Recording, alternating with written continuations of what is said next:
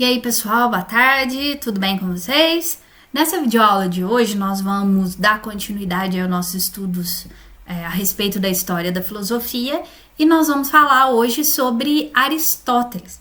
Aristóteles, que nasceu no ano de 384 a.C., é natural de Estagira, uma cidade grega, por isso que muitas vezes a gente escuta as pessoas se referirem a ele como estagirita, né? É filho de uma família de médicos. O pai dele, Nicômaco, foi médico da corte do rei Amintas, né, que depois, na verdade, era a família de Alexandre o Grande. O próprio Aristóteles, né, vai ser convidado também para ser preceptor de Alexandre.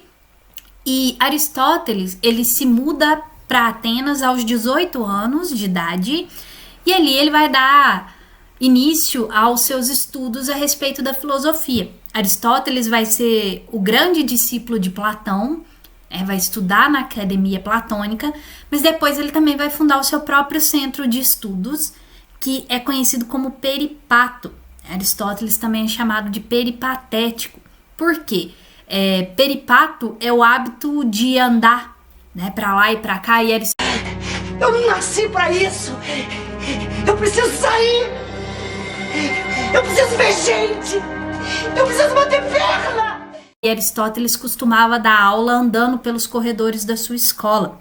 Então, isso aí é um dado interessante aí pra gente. Como eu disse, né, Aristóteles, que vinha de uma família reconhecida de médicos, depois vai ser convidado para ser preceptor de Alexandre o Grande. Alexandre o Grande, que é um conquistador importante aí da antiguidade, né, do Império Macedônico. Aristóteles vai ter um papel importante na educação de Alexandre, mas isso aí é história para outra videoaula, tudo bem? Então, esses são alguns dados da vida de Aristóteles que são importantes ressaltar aqui, né? E quando a gente fala, né, a respeito do fato de Aristóteles ter sido discípulo de Platão, a primeira coisa que tende a vir na cabeça da gente é a ideia de que Aristóteles concordava com tudo que Platão dizia. Mas, na verdade, a gente vai ver que é o contrário. Tá? Aristóteles, apesar de ter sido discípulo de Platão, pensa de maneira completamente diferente do seu mestre, embora tenha sido, claro, influenciado por ele. O primeiro ponto que é importante ressaltar aí da filosofia aristotélica é que ele discorda naquilo que existe de fundamental na filosofia platônica, que é o dualismo. A gente já falou aí na videoaula passada, né, que Platão era um dualista. Aristóteles, ele rejeita o dualismo platônico. Isso significa o quê? Significa que para ele existe uma única realidade, que é a realidade sensível. E é claro que se existe uma única realidade, é nessa realidade que a gente vai encontrar o conhecimento verdadeiro. Então, ele não acredita que a essência esteja numa realidade fora da realidade material. Platão acredita que a ideia, né, ou a essência, ela pode ser abstraída do próprio objeto. Então, não existe essa necessidade aí de resguardar a essência numa realidade imutável como Platão quis fazer. Então, esse é o primeiro ponto que é importante e o que é mais relevante aí, tá, da gente ressaltar nessa diferença. Além das outras, é claro, da filosofia platônica e da filosofia aristotélica. E aí eu convido vocês a darem uma olhadinha naquele quadro clássico chamado Escola de Atenas, pintada pelo Rafael Sanzio, lá no Renascimento, que inclusive está lá no teto da Capela Sistina. É um quadro que retrata uma série de filósofos aí. É interessante, primeiro, né, porque eles são pagãos, né, entre aspas, não são cristãos, estão pintados no teto de uma igreja cristã. E bem no centro, vocês vão ver que tem dois filósofos. Um filósofo aponta para cima e o outro filósofo aponta para baixo. Quem está apontando para cima é Platão, né, fazendo uma referência clara à realidade inteligível, ao mundo das ideias.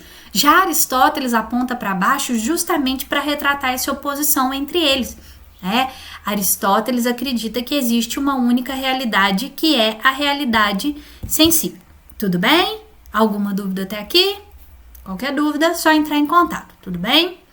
Dando continuidade, um outro ponto da filosofia aristotélica que é interessante é a questão da lógica. Nós não vamos aprofundar, nós não vamos falar de quadrado lógico ou de lógica formal, de maneira, né, a esmiuçar o que Aristóteles trabalhou com o órgão. Na verdade, a minha intenção aqui é só citar, né, os dois tipos de argumentos que Aristóteles elabora e, né, quem tiver interesse maior, dá para procurar aí nos canais do YouTube. Quem vai trabalhar com concurso, né, precisa um pouquinho de lógica, mas a gente não vai falar sobre nada disso não, tá bem? Fato é que Aristóteles, ele cria a lógica com a intenção de promover uma organização dos argumentos, tá? Eu quero entender como esses argumentos são construídos e como a partir deles eu posso chegar a uma conclusão. Para isso, ele acredita que existem dois tipos de argumento, basicamente. Os argumentos dedutivos e os argumentos indutivos. Os argumentos dedutivos são aqueles que partem do geral para o particular, ou seja, da ideia do todo para o um. E aqui eu gosto de usar sempre dois exemplos que eu acho que facilita para a gente entender isso aí. Vamos pensar no primeiro exemplo. Todo homem é mortal. Sócrates é homem, logo Sócrates é mortal. Ou seja, eu parti da ideia do todo e cheguei à conclusão de que um único homem é mortal. Beleza? Um outro exemplo que eu sempre uso, que é um exemplo engraçadinho, que é todo cachorro late. Choco é um cachorro, logo chocolate. Pegaram? Essa é boa, né? É a mesma ideia, né? A gente parte do princípio de que todo cachorro late e chega à conclusão de que o único cachorro que é o chocolate. Beleza? Então esses são os argumentos dedutivos. Partem do geral para o particular. E existem os argumentos indutivos, que são aqueles que partem do particular para o geral. É o oposto do argumento dedutivo. É como se a gente pensasse, Maria comprou naquela loja, Joana comprou naquela loja e gostou. Logo, se todas as pessoas comprarem naquela loja, elas também vão gostar. É um exemplo simples aí que também pode ser usado para analogia, né? Mas é só para a gente entender que a lógica na filosofia aristotélica ela tem a função de organizar o pensamento, né, de determinar como a gente deve construir aí, né, os nossos argumentos para que eles sejam válidos ou inválidos. Mas isso é assunto para uma aula aprofundada de lógica, ok? Então, guardem isso, argumento dedutivo e argumento indutivo. Além disso, quando a gente fala mais especificamente da filosofia da aristotélica, da teoria do conhecimento, o que eu acho importante ressaltar, mais do que aprofundar, são alguns conceitos que Aristóteles usa para tentar explicar de que maneira o homem pode conhecer a realidade. Tá? Aristóteles ele acha importante que a gente entenda todos os aspectos que compõem o objeto, desde daquilo que ele é feito até quem promoveu a transformação. É o que a gente chama depois, é o que a gente vai falar, né, depois que ficou conhecido como teoria das quatro causas. Mas antes da gente falar sobre teoria das quatro causas, tem 4 conceitos, né, que eu acho importantes. São os conceitos de matéria e forma, ato e potência. São conceitos que Aristóteles utiliza para tentar mostrar, né, de que maneira a gente pode conhecer as coisas mesmo elas estando em constante transformação. Porque Platão, teoricamente, teria solucionado esse problema lá criando uma realidade, mas Aristóteles não faz isso, tudo bem? Pessoal, o conceito de matéria é bem simples, é aquilo do qual a coisa é feita. Né? Se você tem, por exemplo, essa caneta, né, ela é feita de plástico, é a matéria. A forma é o que a gente chama de individualização da matéria. Quando eu pego um pedaço de matéria, por exemplo, madeira, e dou uma forma para ele. Por exemplo, porta. ou qualquer outra coisa, tá? São conceitos que são meio intuitivos, né, pra gente, já que a gente... são conceitos mais óbvios aí, mais claros, né? E outros dois conceitos que são importantes são os conceitos de ato e potência, tudo bem? Potência, pessoal, é o que Aristóteles chama de possibilidade de ser. Toda matéria possui potência. O que significa isso? Significa que ela é uma coisa, mas ela tem possibilidade de ser outra coisa diferente, tá? Vamos imaginar que, né, você pegue aí um pedaço de madeira. Ele possui possibilidade de ser. Ele pode ser tanto uma mesa, como ele pode ser uma cadeira. Tá? Então, todas as coisas possuem potência. Elas são, mas elas possuem possibilidade de ser outra coisa diferente. Por exemplo, eu sou professora de filosofia, porém eu possuo possibilidade de ser outra coisa diferente do que eu sou. Por exemplo, veterinária, né? Para quem não sabe, eu também faço veterinária aí na UFLA, minha segunda graduação. Então, eu sou professora de filosofia, mas eu possuo possibilidade de ser outra coisa. Isso é o que a gente chama de potência, tudo bem? E existe o que Aristóteles chama de ato. O ato nada mais é do que a forma que a matéria assume naquele determinado momento. Eu peguei, por exemplo, um pedaço de papel e transformei ele num... Vamos pegar um exemplo que eu tenho aqui, num retângulo, tudo bem? Então, é a forma que ele assumiu nesse determinado momento. Porém, ele possui potência também, ele não tem possibilidade de ser uma coisa. Então, supondo que eu pegue ele aqui, sei lá, né? Vamos lá. E transforme ele num quadrado. Essa é a forma dele nesse momento. Tá? Então, a forma muda conforme a potência, conforme a possibilidade de ser. Deu para entender? Então, através disso, Platão explica, né, que todas as coisas têm ato e potência, porém, né, nós podemos conhecer as coisas mesmo que elas mudem. Então, ele não recorre a uma realidade fora da realidade material para resguardar o caráter imutável do conhecimento. Ele trabalha com os conceitos de ato e potência, ok? E para ele, a única forma que eu tenho de conhecer um objeto é por meio dos sentidos. Então, enquanto a gente colocava Platão como um racionalista, Aristóteles pode ser o que a gente chama de empirista. Aí é aquele mesmo caso, né? Uma terminologia moderna, mas que a gente traz aqui para a antiguidade para tentar explicar aí aonde Platão se posiciona no que diz respeito à teoria do conhecimento, ok? Então, se eu quero conhecer um objeto, eu tenho que conhecer tudo aquilo que envolve o objeto. E é aí que entra a teoria das 4 causas de Platão. Causa material, formal, eficiente e final. Tudo bem? Não sei se eu confundi da primeira vez, né? A causa material é a matéria do qual o objeto é feito. Vamos pegar aqui como exemplo uma cadeira de madeira. O professor de filosofia adora cadeira, viu, gente? É o recurso que a gente tem aí, né, na sala de aula. Então, o nosso exemplo é a cadeira de madeira. Qual é a causa material? Ou seja, qual é a matéria da qual ela é feita? É a madeira. As respostas são meio óbvias, mas é isso mesmo, tá bom? E existe também o que a gente chama de causa formal.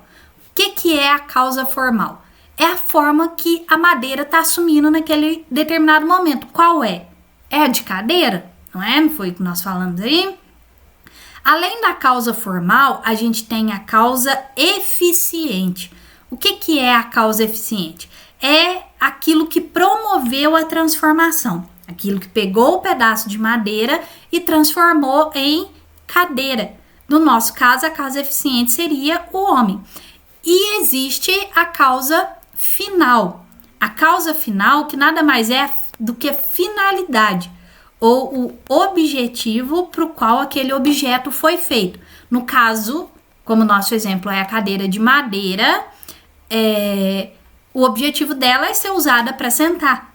Então percebam que a gente conheceu basicamente tudo, de acordo com Aristóteles, que era preciso conhecer sobre o objeto.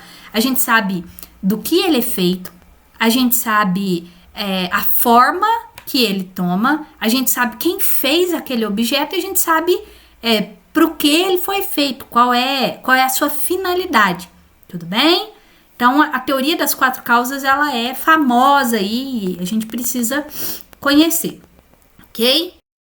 Além disso, um outro ponto da filosofia aristotélica que é importante é a ética, tá?